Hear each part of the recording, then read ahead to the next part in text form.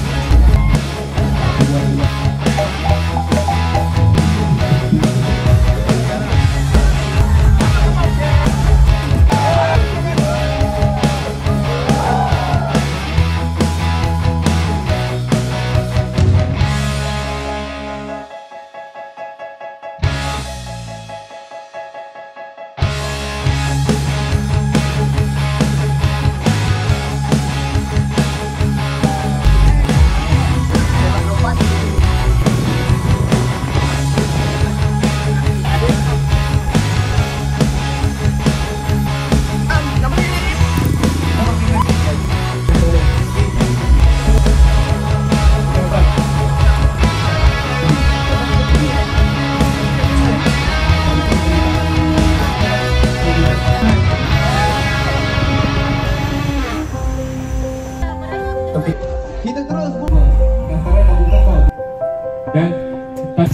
Morning guys. So hari ini Seven Wonders Challenge daerah Seremban. Kita di Gunung Berembun, on the way ke pintu masuk ataupun kaunter masuk lah. So ada dalam 500 meter lagi sampai. So hari ini alhamdulillah 1,500 orang. Penuh, sold out. So kita jumpa di daerah-daerah yang lain. Dengan masyarakat, mari kita pilih setiap bulan kita ada program kita peringkat negeri dan jadikan ianya sebagai satu motivasi untuk kita juga mengambil bahagian setiap minggu di tempat kita.